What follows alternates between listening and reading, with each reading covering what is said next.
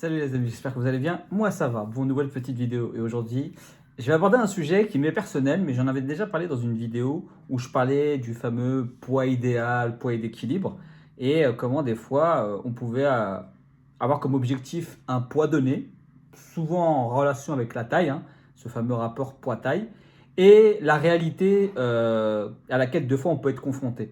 C'est pas une vidéo qui va se vouloir généraliste. Je l'ai jamais été, je n'ai jamais généralisé de quoi que ce soit. Là, je vais parler de mon cas personnel. Donc, je sais que certains vont dire que c'est des excuses ou blablabla. Bref, ça, je m'en tape totalement. Réellement, c'est ma vie. Donc, ma vie, c'est ma vie. Et la vie des autres, comme vous connaissez mon dicton, c'est la vie VIE des autres. Donc, je vais exposer uniquement ma perception en fonction de mon vécu et de ce qui se passe dans ma vie, avec mon corps. C'est tout. Le restant, c'est au cas par cas, c'est à vous de juger. Il y a des situations de vie où effectivement ça ne va pas correspondre. Il y a des gens qui ont des profils de vie et des expériences et des parcours et des réalités qui sont différentes de la mienne et grand bien leur face. Il n'est pas question ici de dire qu'ils ont tort ou qu'ils ont raison ou que c'est pas vrai ou c'est vrai parce que c'est pas à moi de juger, parce que je ne peux pas me permettre de juger une réalité de vie d'une autre personne. Et je vais juste relater la mienne et c'est encore une fois au-delà des provocations que pourront avoir, ou des propos que pourront avoir certains qui vont vouloir chercher la petite bête ou trouver me trouver des explications abracadabrantesques pour bref, je connais le blabla, je connais la chat, je connais le côté no live de certains et certaines, donc bon, pas très honnêtement. Bref, j'ai fait mon introduction, j'ai fait mon disclaimer, j'ai fait tout ce que vous vouliez. J'ai balancé ce qu'il y a balancé. Voilà, maintenant, avant tout, avant de lancer la vidéo, n'hésitez pas à vous abonner, à liker la vidéo si elle vous a plu, à commenter si vous avez des réflexions sur ce que je vais vous partager, à la partager à d'autres personnes qui pourraient peut-être la trouver intéressante et à activer la cloche pour pouvoir être notifié de toutes les vidéos qui paraissent sur ma petite chaîne, qui monte, qui monte, qui monte. On est bientôt 2500, merci, merci. Et ça fait plaisir. Voilà, voilà. Sachant que, oui, j'ai oublié de dire, les vidéos, j'en publie le mardi, le jeudi et le samedi. Voilà, bon, allez, c'est parti pour ma petite vidéo. Et je l'ai intitulé de manière un peu forte parce que le titre, il est voulu et je voulais marquer un peu le coup. Je serai jamais maigre. Je l'ai compris après plusieurs années post-perte de poids. Je serai jamais maigre. Alors on va me dire oui, mais si tu l'es. Non, non, je ne suis pas maigre et je n'ai pas la prétention de l'être et je n'ai pas l'envie de l'être. Et je vais vous expliquer pourquoi. Pendant un temps de ma vie, pendant que j'étais en obésité, effectivement, mon seul rêve, c'était de maigrir. Vraiment, à tout prix, parce que j'en pouvais plus. Je suffoquais. C'est quelque chose qui me pesait physiquement comme psychologiquement. Beaucoup de personnes se reconnaîtront dans ce que je vais dire. Oui, effectivement, c'est quelque chose qui est dur à vivre, très difficile à vivre. Parce que avec soi-même, déjà, on a du mal. Pour celles et ceux qui ne sont pas arrivés à passer le cap et à essayer de s'accepter d'avancer, c'est difficile à vivre. On ajoute à ça ce qui se passe dans l'environnement. Des fois, la famille ou les proches ne sont pas forcément cléments, ils ne sont pas forcément des soutiens. Et on rajoute à ça, en plus de ça, la société en général, où vous avez entre les grossophobes qui sont là constamment à vous faire la leçon, la morale, à vous dire que vous êtes des fainéants, vous êtes des gens qui ne sont pas volontaires, vous vous goinfrez, vous ci, vous ça, les clichés qui nourrissent constamment, journalièrement, sans rien savoir, les fameux sachants qui pensent savoir mais qui ne savent rien, qui ne savent juste qu'étaler leur science en infusion, et les dictats de la société qui veulent que la minceur, la maigreur, ou bref, un certain profil physique, homme ou femme, soit les profils dits standards, les profils dits attrayants, beaux et compagnie. Bref, vous avez tout ce truc-là qui fait que forcément, c'est difficile à vivre quand on est gros. Et c'est pas, encore une fois, je le dis, personne n'aime être gros. Personne n'a envie d'être gros. C'est pas, attention, c'est pas une attaque grossophobe de dire ça, parce que je sais très bien qu'il y a une nuance. Et c'est pas une question. Moi, j'ai pas peur de grossir. Ce que j'essaie de se faire comprendre, c'est que si on avait le choix, on le prendrait, on se dirait, bon, forcément, je n'ai pas envie d'être gros, et puis basta, stop, ça s'arrête là, il n'y a pas d'incrimination à avoir. Mais on ne devient pas gros par plaisir. On ne se met pas un objectif, je veux être gros ou grosse. C'est pas quelque chose qui nourrit le conscient ou de gens.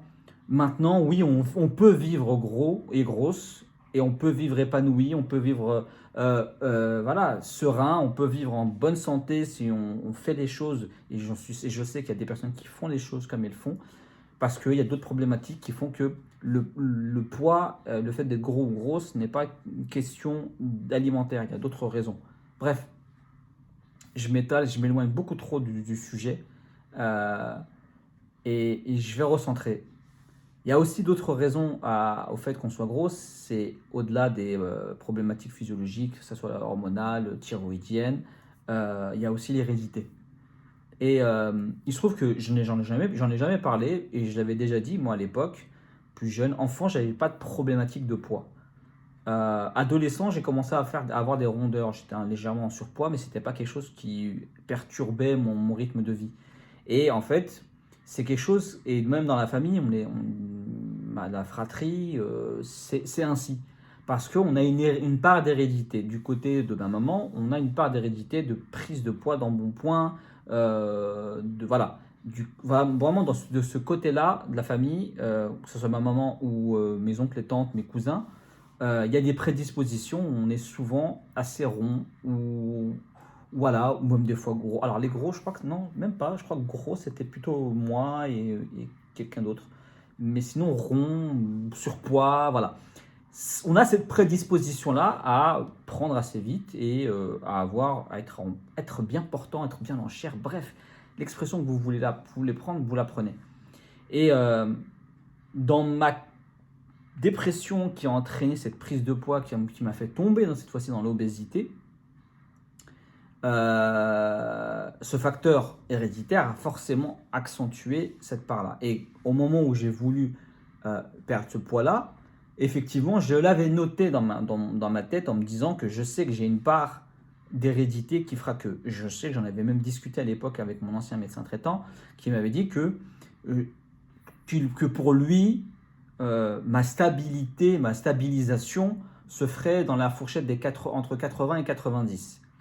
Bon, j'ai été piqué à l'époque de manière un peu orgueilleuse en disant jamais de la vie je descendrai plus bas. Effectivement, je suis descendu plus bas à 67 kilos.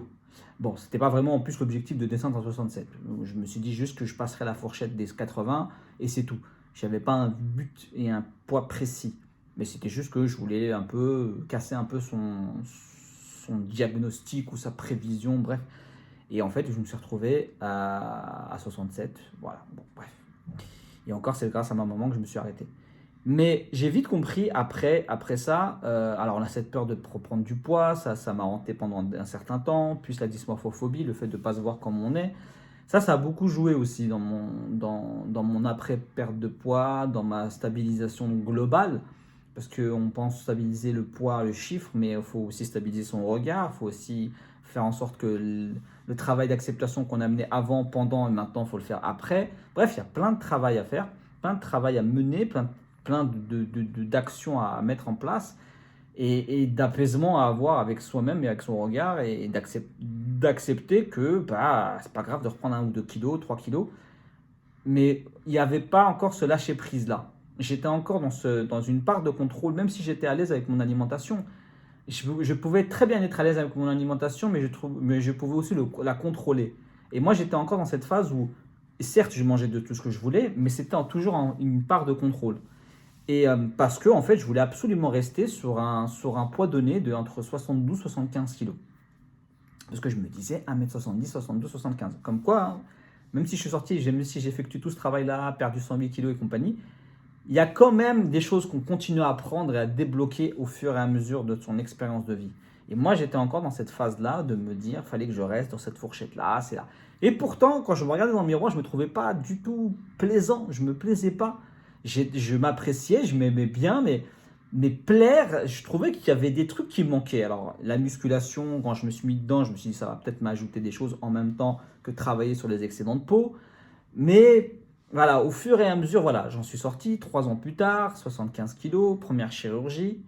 Et malgré tout, malgré le beau volume musculaire que j'avais pu obtenir, malgré la première chirurgie, tous les plaisirs, le fait que ça m'a libéré de certaines choses, Bref, il y a toujours cette petite part où on veut absolument contrôler. Le problème, c'est que je contrôlais, continuais à contrôler. Et j'étais pas totalement à l'aise dans mon équilibre et mon hygiène de vie.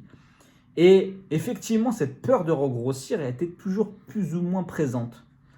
Du moins, en tout cas, entre la première et la deuxième chirurgie réparatrice, donc entre décembre 2018 et juin 2019. J'étais libéré, en avril 2017, la dysmorphophobie, je me voyais enfin comme j'étais, donc ça, il n'y avait pas de souci. Mais il y avait encore cette petite part-là. Comme quoi, je vous dis, hein, on pense souvent qu'on perd du poids, c'est terminé, c'est réglé, tout est bon, tout est ok, on arrive à passer la dysmorphophobie, tout est ok. Non, non, non, non, il y a plein de petites choses.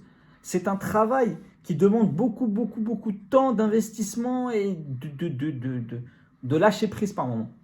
Et là, pour le coup, quand je suis arrivé donc en juin 2019, ma deuxième chirurgie où j'ai fait gynécomastie, donc les pectoraux, dipomastie et reprise abdominoplastie, là j'ai pu avoir le tronc que je voulais, le buste que je voulais. Là j'ai commencé à lâcher un peu le contrôle. Je me disais, mais en fait, c'est ma vie, je ne peux pas rester toujours à contrôler les quantités. C'est-à-dire que je mangeais encore une fois, je bouffais, je m'en fous, je le dis clairement, ce que je voulais, mais toujours avec ce rapport-là et toujours cette fourchette-là de pas trop monter, pas trop abuser, pas trop. Ça commence à me dire, mais ça va être comme ça en fait pour tout le temps. Alors c'était pas la peur de prendre du poids en sens proprement parlé, parce que j'avais confiance en mes habitudes. C'était plutôt de dépasser un certain seuil et d'être déçu. Et en fait, finalement, d'un côté, j'attendais de lâcher prise. C'est un peu contradictoire ce que je vous dis, mais j'essaie de vous l'expliquer du mieux que je peux. Et puis, arrivé la deuxième chirurgie est passée, on entame la troisième. Et là, je commence, comme je vous ai dit, un peu à lâcher prise de contrôle. Encore une fois, mes habitudes étaient très bonnes, il n'y a pas de souci. Ça, il n'y a aucun problème. Mais à être moins dans le contrôle, à être moins dans le calcul, à être moins dans le... Voilà. Et petit à petit, je mesurais moins, entre guillemets, ce que je mangeais. Je mangeais toujours aussi équilibré, toujours aussi bien, j'avais toujours confiance en moi, je m'épanouissais dans plein de choses, voilà, je kiffais ma vie. Mais voilà, et puis arrivé la troisième chirurgie où j'ai vu que mon poids on était arrivé à 78-79 kilos. Et déjà je me plaisais déjà un peu mieux, je me disais, ouais, je préfère être comme ça. Ma tête était plus sympa, mais j'aime bien être un peu plus joufflu. J'avais un peu plus galbé, mais voilà, j'aimais bien. Et, euh, et quand je me suis pesé, parce que j'avais arrêté de me peser depuis un certain temps, je me suis dit, ouais, je suis quand même à 79 kilos, je suis pas loin des 80. Bon, faut quand même faire un petit peu gaffe. J'avais encore ce petit contrôle-là, mais j'avais accepté le fait d'être à 78-79 kilos. La troisième chirurgie passe, les grosses complications qu'il y a eu. Et puis, je reprends encore un petit peu. Ma vie, je la reprends normalement, je mange normalement. Le confinement est arrivé. J'avais décidé d'essayer de perdre un peu de poids, 4, 5, 6 kilos, un truc comme ça, pour redescendre à 75, je sais pas pourquoi, mais... Et puis finalement, je me suis rendu compte que c'était pas ça, quoi. J'étais pas en kiff. J'étais pas... Non, j'aimais bien le côté 60... Je m'étais habitué aux 79 kilos. Et puis, t'es arrivé après mes problématiques... Non, juste avant mes problématiques de poids, j'ai commencé à me remettre au sport à fond, à m'alimenter pour faire une bonne prise de masse. Et là, je suis remonté à 82-83 kilos. Et là, je me sentais extrêmement bien. Parce qu'en fait, je ne calculais plus. Je mangeais à ma faim, équilibré. J'étais plus en stress par rapport à cette histoire. Je ne m'étais pas pesé. Je me suis pesé en juillet, fin juin. Si, c'est ça, fin juin. Mi-juin, fin juin 2020. 17, non, exactement le 15 ou le 17 juin, parce que j'avais rendez-vous avec mon chirurgien. Et c'est à ce moment-là, j'ai vu que j'étais à 83 kg, 83 kg, 82, 83 kg. Et là, je me disais, attends, on est quand même à 82. Et en fait, je me regardais dans le miroir, je me trouvais bien. Alors, il y avait encore des zones qui me dérangeaient, mais je me trouvais bien. Je me suis dit, bon, bah, écoute, c'est quoi? Allez, on reste comme ça. Et j'étais plus dans le contrôle, plus dans le. Et en fait, au fur et à mesure, je réfléchissais, je me disais, ouais, mais comment ça se fait que je prends un peu de poids et que ce poids-là me sied bien? Et en fait, j'ai compris que c'est un idéal de poids, c'est une chose, mais la réalité, en tout cas la mienne, c'était une autre chose. C'est que mon corps s'équilibrait à un certain poids. Je me trouvais déjà en plus bizarrement mieux à un certain poids. Beaucoup de gens me disent, quand ils me voient à 67 kilos, pourtant quand on dit 1m70, on devrait être entre 65 et 70 kilos. Et ben quand j'étais à 67, 60, 67 kg 600, 68, 69, tout le monde me trouvait très amaigri, très tiré. Et moi-même, je le trouve. Et je me dis, en fait, ça n'a rien à voir. Il y a des apparences et des physiques qui peuvent être maigres et d'autres qui non. Et moi, dans mon cas, non, c'est pas possible. Ça ne me convient pas, moi, personnellement. Et en plus de ça, c'est quelque chose qui est où je reste dans le contrôle et c'est quelque chose qui est difficilement vivable à vie, à long terme. Donc, d'un côté, je crois que j'ai un peu répondu à ma question finale de pourquoi je n'ai pas peur de prendre du poids, parce qu'en fait, je me suis libéré de cette peur-là, en me disant que je vais accepter ce poids d'équilibre qui est le mien. Et moi, mon poids d'équilibre, au bout d'un moment, je me suis rendu compte qu'il était à 85, 86 kilos. Bon, là, je suis entre 80, plutôt à 90, 89, 90 avec la fin de prise de masse, mais je vais redescendre à 85, 86 parce que c'est le rythme dans lequel je suis naturellement stable, sans prise de tête, sans calcul, sans contrôle. Donc, je me sens bien. Je suis surtout en bonne santé, psychologique et physiologique. Donc, je ne vais pas me prendre la tête. Effectivement, ça voudrait dire, et certaines personnes m'ont fait la réflexion, bah, c'est quand même beaucoup, entre guillemets, pour ces personnes-là, 1m70, 86 kg. Moi, je trouve que c'est tout à fait mon équilibre. Donc, je ne serai jamais maigre. Oui, c'est vrai. J'ai une réalité, j'ai mon hérédité. Ce n'est pas une excuse que je me donne, c'est juste une réalité que j'ai acceptée et qui me convient très bien, qui ne me dérange absolument pas. Je m'écoute, je ressens les choses et je trouve et je me suis retrouvé et je me suis équilibré, que je me sens mieux ainsi. Je me sens mieux sur cette fourchette de poids. Même si encore une fois le poids n'est qu'une donnée, c'est plutôt l'apparence. Et c'est en me fiant à l'apparence que je voyais, ou à l'image que je renvoyais dans mes vêtements, sur le miroir, dans les photos, c'est là en fait que je me suis laissé guider et je me suis laissé vivre. Et que j'ai vu que c'était à ce niveau-là que j'étais le plus à l'aise. Et après, la balance a parlé, elle m'a dit, voilà, tu fais tant. Bon, bah, mais je n'ai pas fait une crise, je m'en fous totalement. Et la preuve en est, je ne me stresse plus sur la prise de poids, puisque vu que les personnes qui ont pu suivre qui peuvent me suivre depuis un certain temps, vous avez bien vu que je suis tombé malade, que j'ai eu des gros problèmes de santé et qui m'ont valu une prise de poids de à peu près 17 kilos pendant une année, parce qu'avec des problématiques et des traitements à suivre.